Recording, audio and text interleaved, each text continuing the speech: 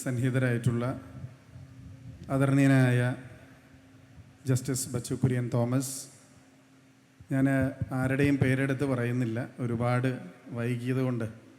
വേദിയിൽ സന്നിഹിതരായിട്ടുള്ള വൈദിക ശ്രേഷ്ഠരെ, പ്രിയപ്പെട്ട ജനപ്രതിനിധികളെ, ഇവിടെ സന്നിഹിതരായിട്ടുള്ള സന്യാസിനി സഹോദരിമാരെ, ഡോൺ ബോസ്കോയിലെ പ്രിയപ്പെട്ട സഹോദരി സഹോദരങ്ങളെ, സുഹൃത്തുക്കളെ, ബഹുമാന്യനായ ജസ്റ്റിസ് ബച്ചു കുര്യനുമായി ഒരുപാട് നാളത്തെ പരിചയവും ഒരുപാട് അവസരങ്ങളിൽ കാണാൻ സാധിച്ചിട്ടുണ്ടെങ്കിലും ആദ്യമായാണ് ജസ്റ്റിസ് ഒരു പരിപാടിയിൽ പങ്കെടുക്കുന്നത് ഞാൻ കാണുന്നത്. മറ്റൊന്നും കൊണ്ടല്ല, ഈ സ്ഥാപനവുമായി അദ്ദേഹം കാത്തു സൂക്ഷിക്കുന്ന ഏറ്റവും ഊഷ്മളമായ ഒരു സ്നേഹവും ബന്ധവും കൊണ്ടാണ് അദ്ദേഹം ഇവിടെ വന്നത് എന്ന് ഞാൻ മനസ്സിലാക്കുന്നു. അതിന് ഹൃദയത്തിൻ്റെ ഭാഷയിൽ അദ്ദേഹത്തോടുള്ള നന്ദി ഞാൻ ഈ അവസരത്തിൽ പ്രകടിപ്പിക്കുകയാണ്. സാധാരണ അദ്ദേഹം എല്ലാ പരിപാടിയിലും പങ്കെടുക്കുന്ന ഒരു നിയമാധിപനാണ് എന്ന് എനിക്ക് തോന്നിയിട്ടില്ല ഇതുവരെ. ഞാൻ ഈ പ്രദേശത്ത് ജനിച്ച് വളർന്ന ഒരാളാണ്. എൻ്റെ മമ്മിയുടെ വീട് ഇതിൻ്റെ അടുത്താണ്. എൻ്റെ തറവാട് സുറിയാനിപ്പള്ളിയുടെ തൊട്ടടുത്താണ്. അതുകൊണ്ട് തന്നെ സ്നേഹഭവനെക്കുറിച്ച് ഏറെ കാലമായി എനിക്കറിയാവുന്ന ഒരുപാട് അവസരങ്ങളിൽ ഇവിടെ പല സന്ദർഭങ്ങളിലും പല ആഘോഷങ്ങളിലും എനിക്ക് പങ്കെടുക്കാനും സംബന്ധിക്കാനും എൻ്റെ കുടുംബവുമൊത്ത് പങ്കെടുക്കാൻ കഴിഞ്ഞിട്ടുണ്ട്. ഇന്ന് 50 വർഷം പൂർത്തീകരിക്കുന്ന ഈ അഭിമാനകരമായ നിമിഷത്തിൽ നിങ്ങളുടെ മുമ്പിൽ നിൽക്കുമ്പോൾ സലേഷ്യൻ വൈദികർ നടത്തുന്ന, ഡോൺ ബോസ്കോ സ്ഥാപനം നടത്തുന്ന പ്രവർത്തനങ്ങൾ അടുത്തു നിന്നും ദൂരെ നിന്നുമെല്ലാം കണ്ട് മനസ്സിലാക്കാൻ കഴിഞ്ഞിട്ടുള്ള ഒരാളാണ് ഞാൻ. ഒരു വിദ്യാർത്ഥി സംഘടനയുടെ പ്രവർത്തകനായി ഇന്ത്യയിൽ മുഴുവൻ യാത്ര ചെയ്യാനുള്ള അവസരം ലഭിച്ചപ്പോൾ അവിടെയെല്ലാം നോർത്ത് ഈസ്റ്റേൺ മേഖലയിൽ, ഇന്ത്യയുടെ നോർത്ത് ഈസ്റ്റേൺ സ്ഥലങ്ങളിലെല്ലാം ഒരുപാട് സ്ഥാപനങ്ങൾ നമ്മൾക്ക് വിചാരിക്കാൻ കഴിയാത്ത ക്വാളിറ്റിയോടുകൂടി അവിടുത്തെ ചെറുപ്പക്കാരെ, തലമുറയെ വാർത്തെടുക്കുന്നതിന് വേണ്ടി അവർ നടത്തുന്നുണ്ട്. അവിടെ താമസിക്കാനും അവിടെ സംസാരിക്കാനും എല്ലാം അവസരം ലഭിച്ചിട്ടുള്ള ഒരാളാണ് ഞാൻ.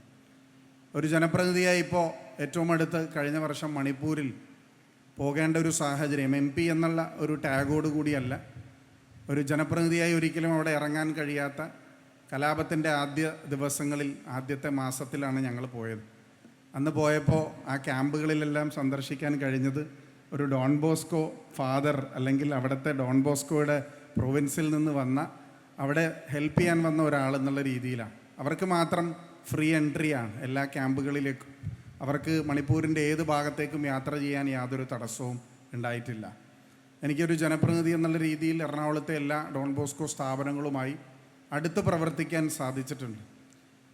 എനിക്ക് തോന്നിയിട്ടുള്ളത് മറ്റ് വൈദികരിൽ നിന്ന് ഒരുപാട് സ്പോർട്സ്മെൻ സ്പിരിറ്റ് ഉള്ള വൈദികരാണ് സലേഷ്യൻ ഫാദേഴ്സ്.